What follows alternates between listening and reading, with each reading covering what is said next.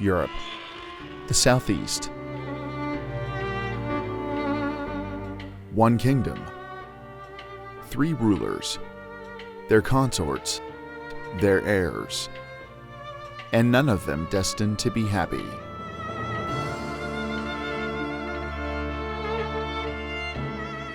And the kingdom? The kingdom was doomed.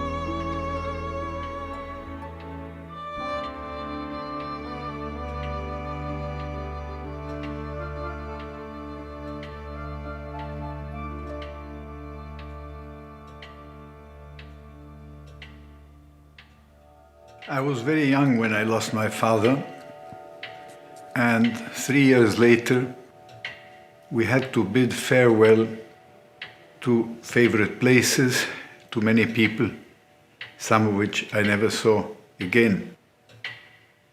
And I returned to my homeland after 50 years in exile.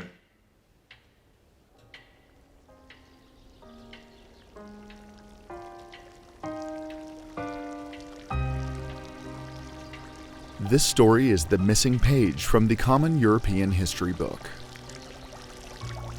It has never been told before.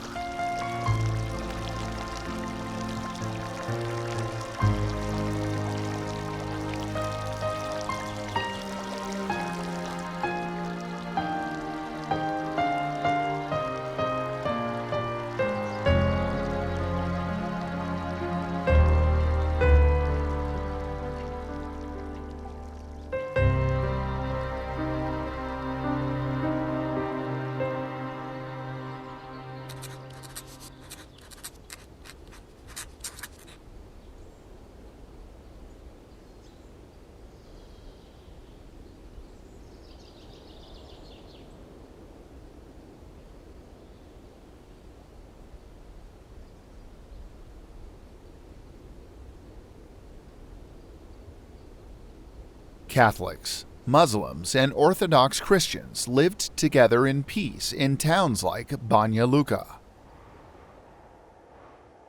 The artificial redrawing of the map brought them untold misery, hatred, and ultimately, sadness. Europe liked to redraw maps, only this time not merely its own, but those of far-off lands across the world's oceans. Africa and the Middle East were molded for the next 100 years.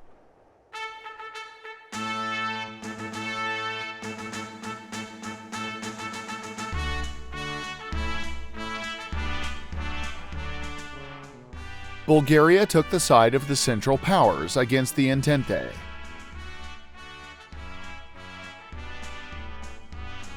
Germany, Austria-Hungary, the Ottoman Empire, and Bulgaria faced off against Great Britain, France, Russia, Serbia, and others.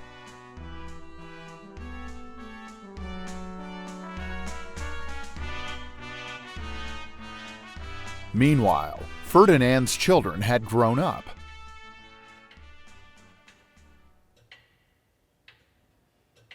Tsarina Eleonora rarely saw her husband.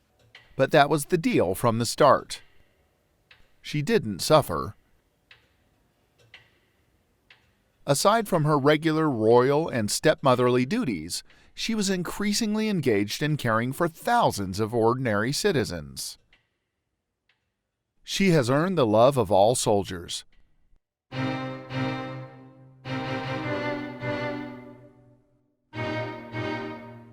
The poor men were confined to bed. Long rows of broken bodies, shattered arms and legs, blinded, deaf from the shrapnel explosions and the general cacophony of war. Some had turned mute. Eleonora gave those a piece of paper so that they could write what they desired. There was nary a soldier who had expressed a wish the Queen Mother, they called her Mother, didn't fulfill.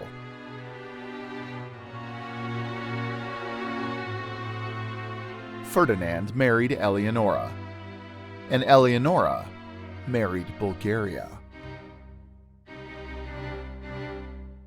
Her personal coat of arms bore the motto, "Fidelity and Perseverance."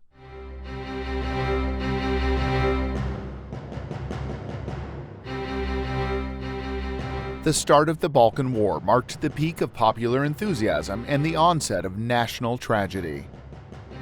The nation rejoiced. Sons and fathers gathered under battle standards. Fiancés got married before the men left to face glory and death. Mothers followed the regiments. Wherever my sons die and my oxen go to die, so will I. Only Tsarina Eleonora cried. She financed hospitals in Sofia, Plovdiv, and Kustendil, ensured they had state-of-the-art medical equipment, and hired 200-strong personnel to care for 400 patients at a time. To this end, she sold the family jewels of the House of Reuss.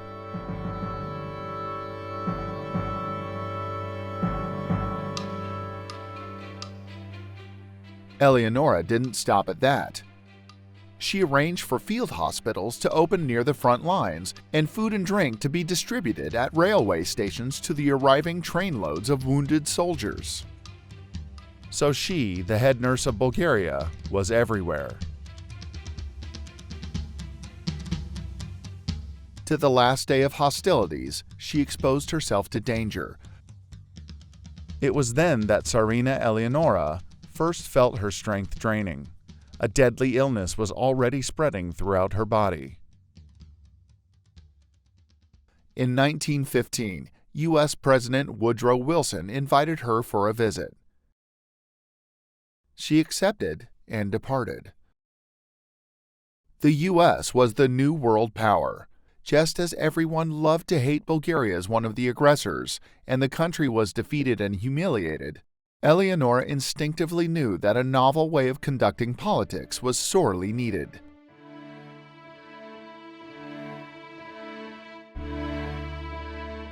It wasn't meant to happen with her around.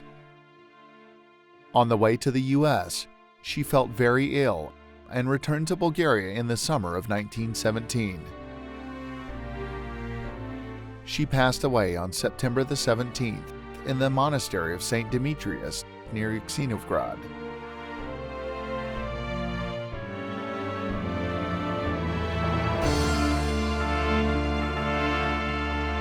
She willed all her money to hospitals, sanitariums, the poor, and the disabled.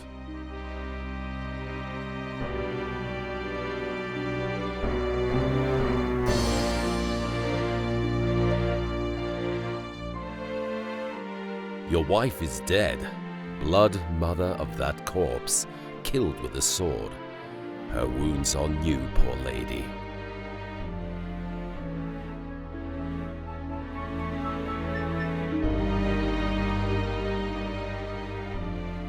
Dark times lay ahead for Ferdinand as well. At the outset of the Great War, everything seemed to go according to plan. The Central Powers won famous victories across all fronts. Bulgaria conquered the last territories outside its control that were inhabited by Bulgarians: Dobruja, Macedonia, and Thrace.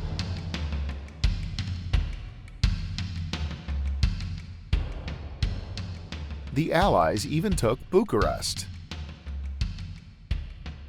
Gradually, though, the wartime economies of the Central Powers tired of the effort. The situation was worst in Bulgaria. Food was scarce and failed to reach the front.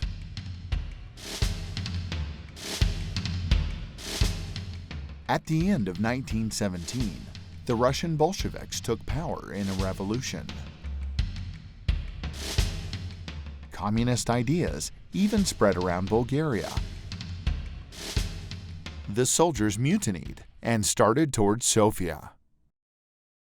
All was lost, and even so, the Bulgarian generals won a few famous victories worthy of inclusion in the military strategy books.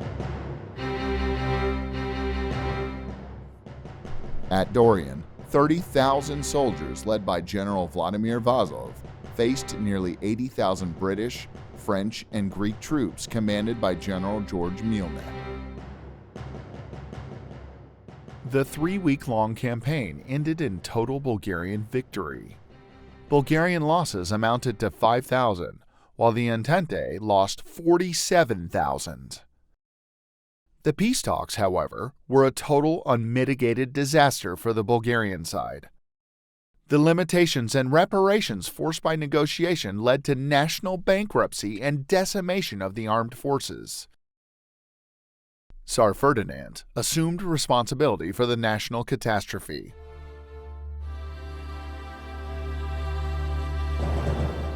He abdicated on October the 3rd and left for lifelong exile.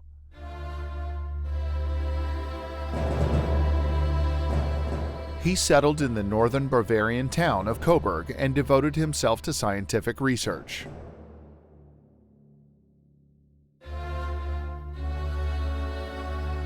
Ferdinand settled in the family seat, Berglass-Schlossen.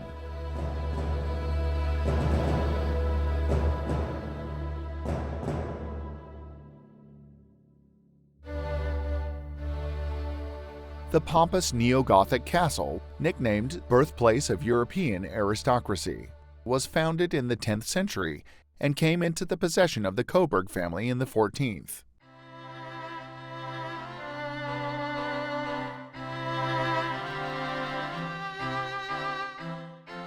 The former monarch spent most of World War II in the St. Anton Castle near the Slovak resort Banská Štiavnica. It belongs to the Kohori and Coburg families. A Baroque classicist palace rose in the middle of an English-style park. It was built in 1744 and was designed to resemble a calendar. It had 4 wings to correspond to the seasons, 12 chimneys, 1 for each month of the year, 7 colonnades for the days of the week, and 52 rooms, 1 for each week of the year. The windows numbered 365. Ferdinand longed to see Bulgaria to the end of his life, but he never did.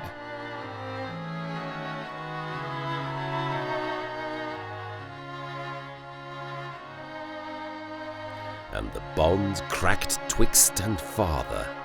This villain of mine comes under the prediction. There's a son against father.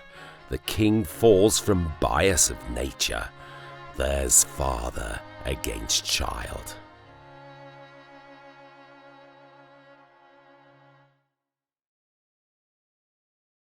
Prince Boris was crowned the next Tsar the day of his father's abdication.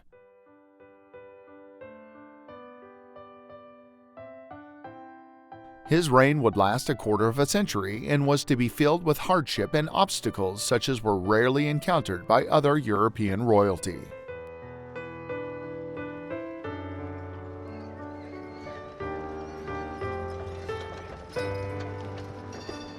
The chilly morning of January the 30th, 1894, saw a pale sun rising over the domes of the St. Crawl Church in Sofia.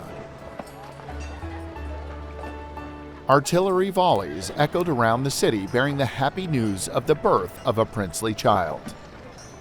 The city folk ardently counted the shots as their number betrayed whether the child was male or female. When the guns kept blazing after the 22nd shot, everyone knew there was an heir to the throne.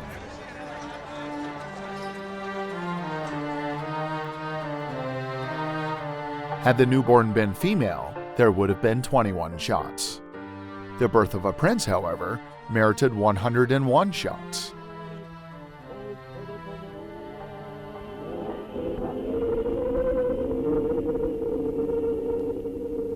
Like his namesake, St. Boris Mikhail the Baptist. Boris's life was marked by the incessant competition between Catholicism and Orthodoxy for the privilege of saving his soul. He was first baptized into the Catholic faith, with only his family present. The controversy of his baptism resonated around Europe. The Vatican and Austria-Hungary were very pleased. However, there arose strong domestic opposition. The nation put its faith in the future monarch and wanted him to be Orthodox. A second baptism would take place 2 years after Boris's birth.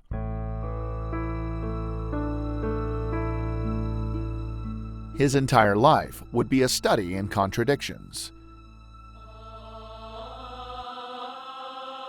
His father was strict disciplinarian and a dominant macho. After the death of his mother, Boris and his siblings were placed in the care of their grandmother, Princess Clementina. When she died as well, the baton passed to their stepmother, Eleonora.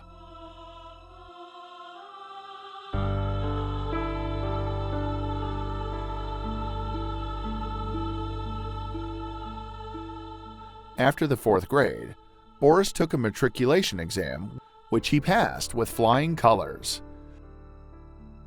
He impressed the committee members with his clear, perfectly enunciated Bulgarian.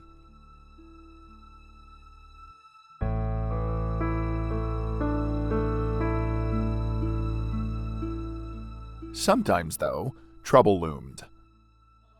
The heir and his brother stood respectfully in front of the giant gilded writing desk of their father and cowered while Ferdinand angrily chastised them.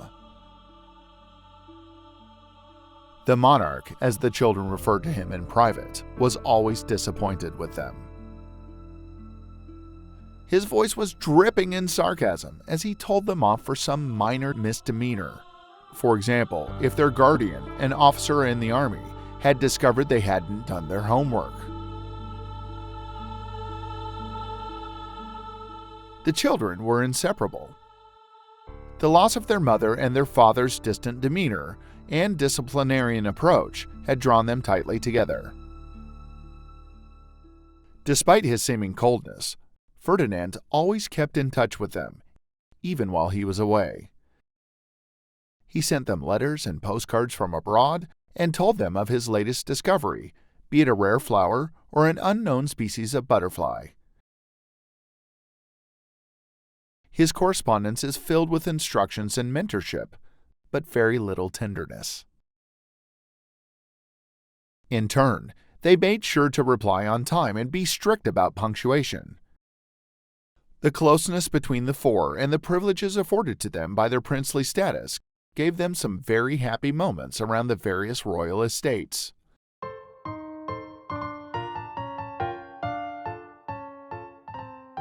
Their favorite was the Vrana Palace, built by their father in the manner of traditional Bulgarian architecture.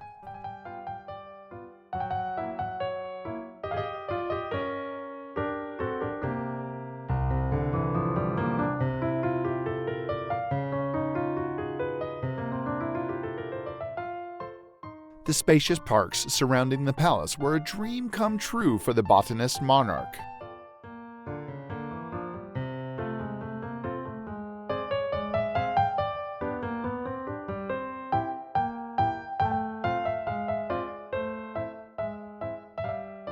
Another favorite spot was Uksenovgrad.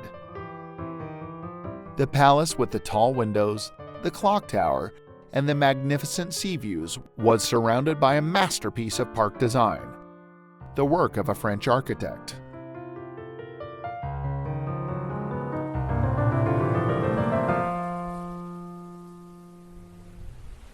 The children loved sailing and motorboating and explored every nook and cranny of the rocky Bulgarian coast, all the way from the Romanian to the Turkish border.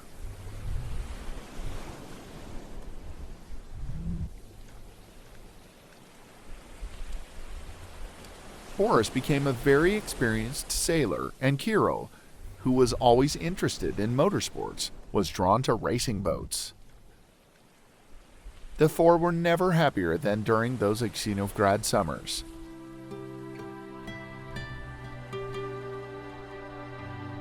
Their father and their tutor, Mr. Kurtogliev, never failed to remind them that in real life, vacations were the exception rather than the rule. The main duty of every young person was to devote themselves to education. The tutor maintained military order and discipline. He had equipped a couple of rooms in the palace with ordinary wooden desks, blackboards, and relief maps of Bulgaria and the Balkans, and ruled this little school with an iron hand.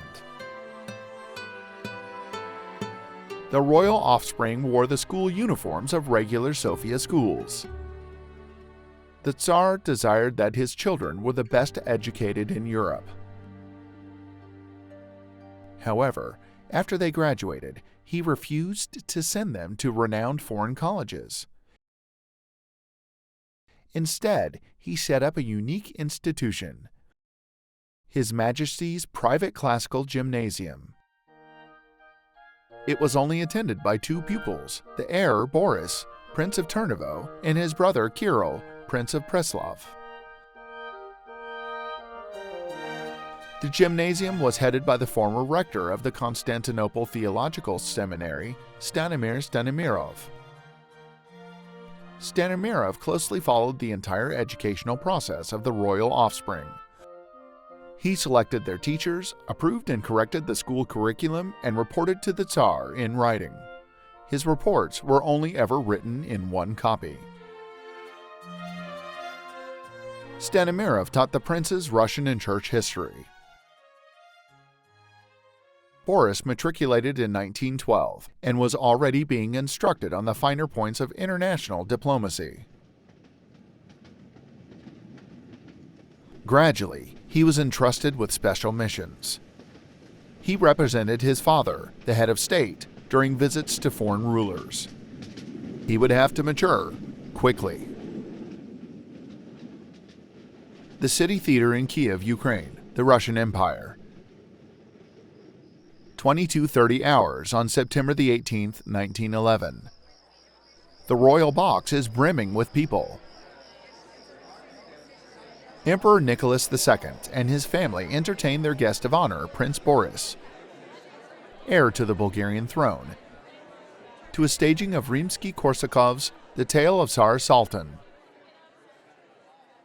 Boris is in Kiev for the unveiling of a memorial to Alexander II, the emperor who 50 years earlier abolished serfdom. In March the same year, it was 33 years since the liberation of Bulgaria. Throughout the busy commemoration schedule, Boris was inseparable from his hosts.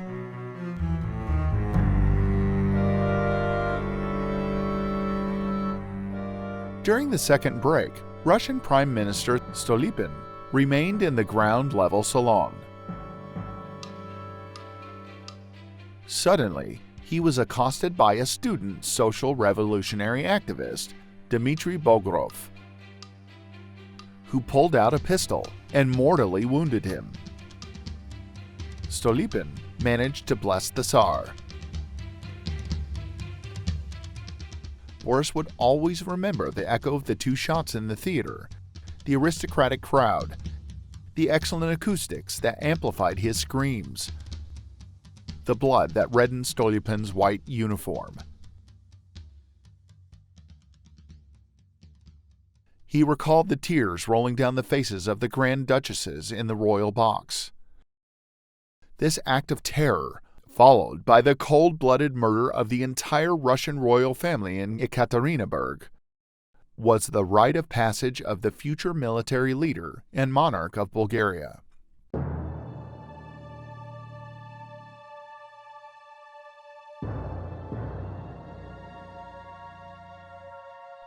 He came of age on January the 30th, 1912, and was officially allowed to participate in affairs of state. He was made army captain and company commander on the same day.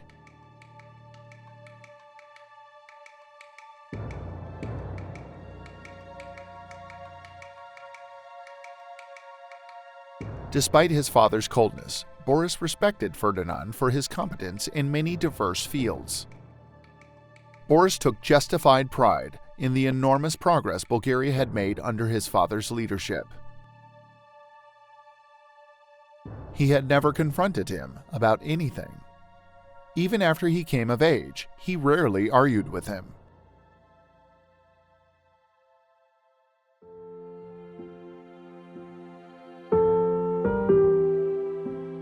No one knew the names of flowers and trees better than Ferdinand. No one remembered all the servants by name. The old Tsar had a phenomenal memory and kept record of the most insignificant facts. Ferdinand organized palace life to the last detail. Everyone to the last maid and servant knew their place and function, and no deviations from the rule were allowed. The Tsar was a demanding pedanticist who instilled fear in the hearts of all. The royal chancery and household ticked along like clockwork.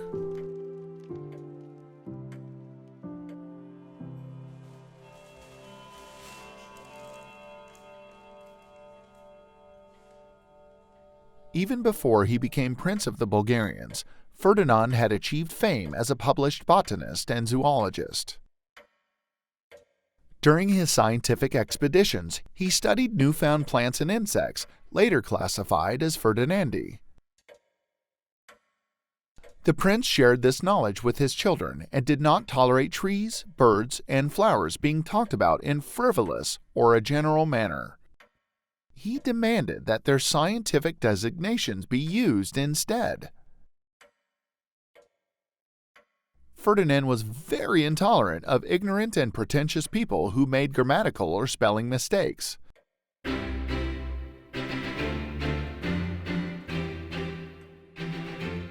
In his new homeland, having found a virtual terra nullius, he created a whole new world.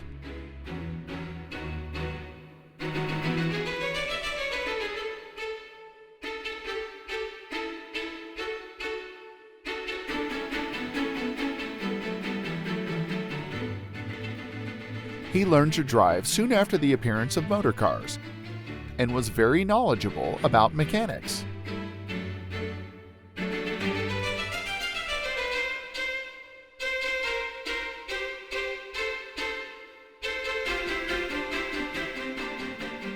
Prince Boris inherited his father's love for driving locomotives. But Ferdinand had many grave failings too. He was arrogant and liked to show his supremacy over all and sundry. He was prone to condescension and hauteur. The prince found great pleasure in organizing glittering social events, galas, military parades. He was the grandson of the last French king and threw himself into court life with talent and gusto. The Tsar set up court protocol and the order of precedence for every ceremony, compiled sophisticated dinner menus and selected fine wines, chose the music for the guards orchestra to perform for his guests in the great palace salon. No European monarch was better acquainted than he with court etiquette and protocol. None of his foreign master chefs was as knowledgeable about fine cuisine. The heir was indifferent to all that. He lacked his father's vanity and did what he did out of a sense of duty, not pleasure. Boris found it hard to overcome his natural shyness and was plagued by neuroticism before every official dinner he was to attend. The palace looked especially beautiful on public occasions. Attendants in colorful liveries stood motionless at every door. The elite guardsmen in their bright red parade uniforms, decorated with silver thread and eagle feathers on their lambskin hats, lined the bright-lit marble stairs. The guests arrive in carriages. Foreign diplomats in coattails and top hats with ostrich feathers, sabers at their sides. ministers in official garb, their breastplates heavy with civilian and military orders. The ladies wore resplendent gowns designed in Vienna and Paris.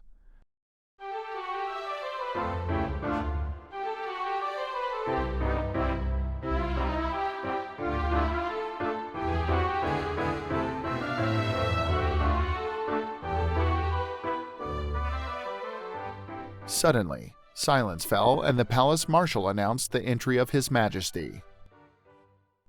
The monarch's imposing figure stood out.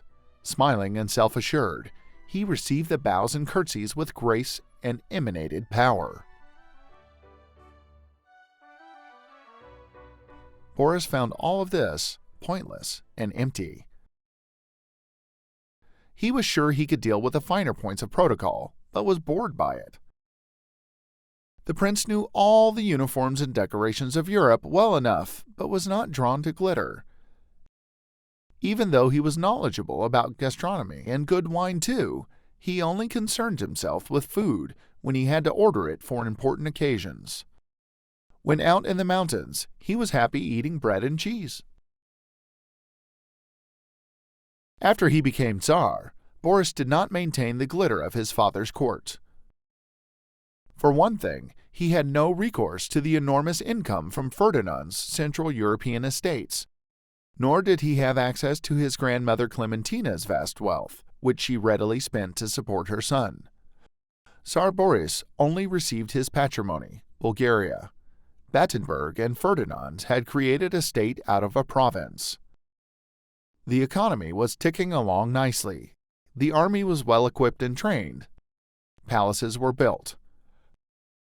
Boris could set about expanding his domain.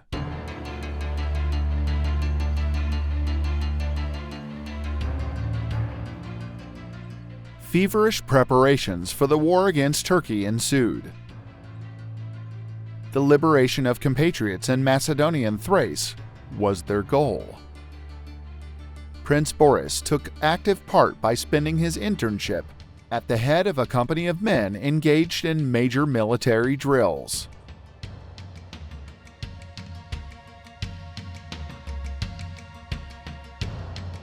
Earlier, he had observed Russian maneuvers near Kiev and German military exercises near Dresden.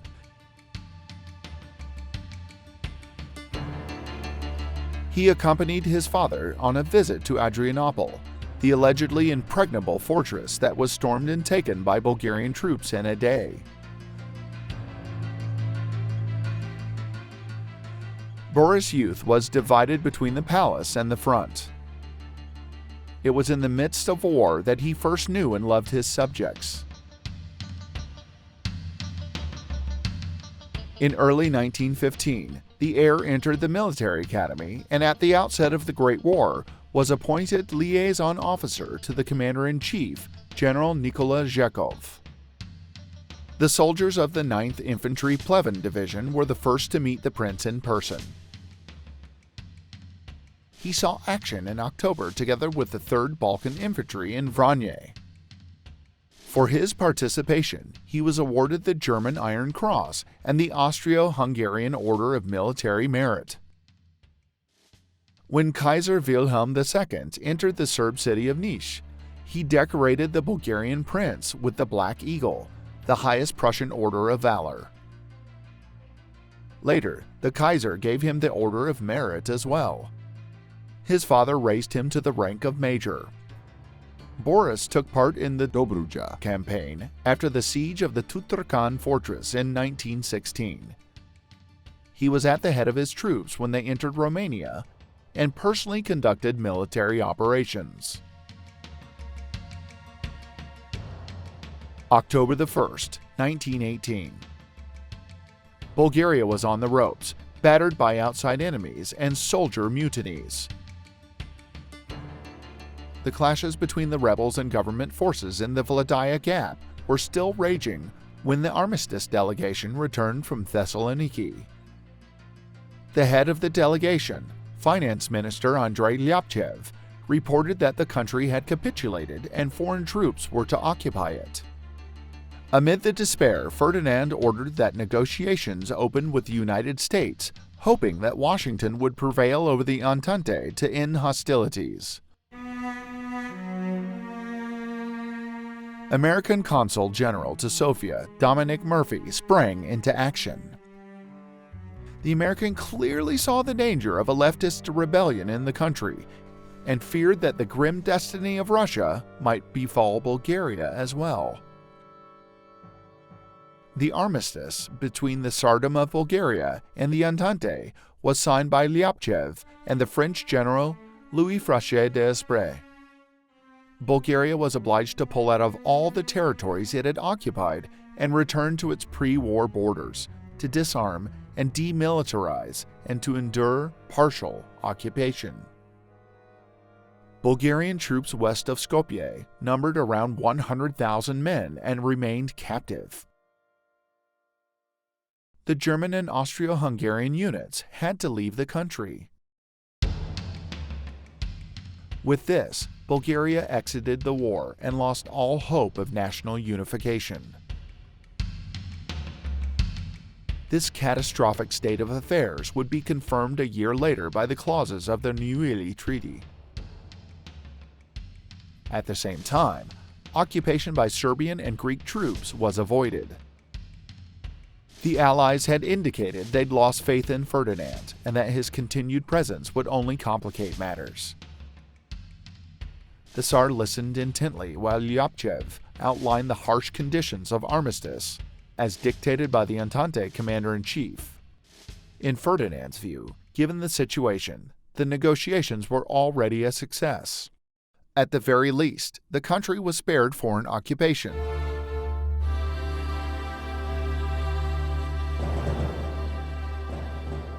The Tsar spent time alone in his Sofia palace, while his private train waited for him at the royal train station in nearby Kozichine.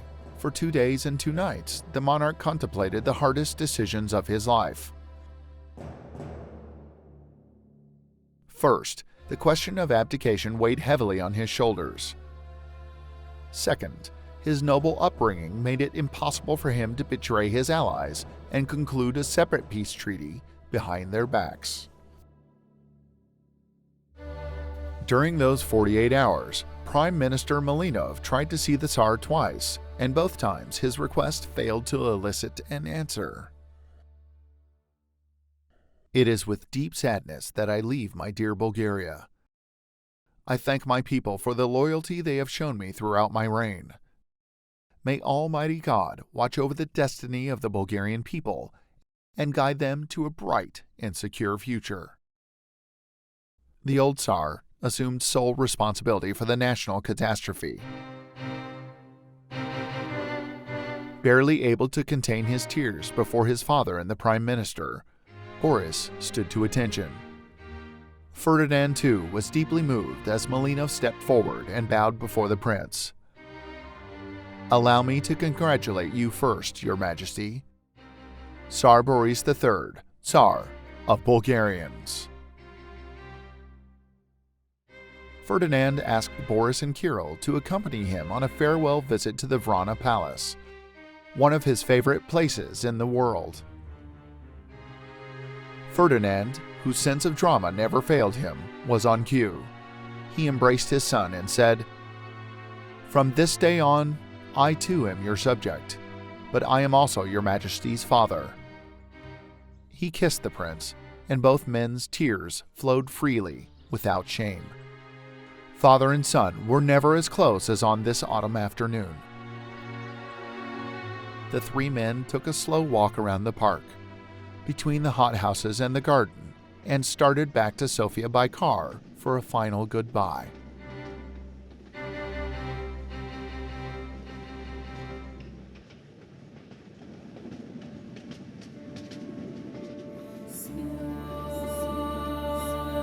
който се събуждаме.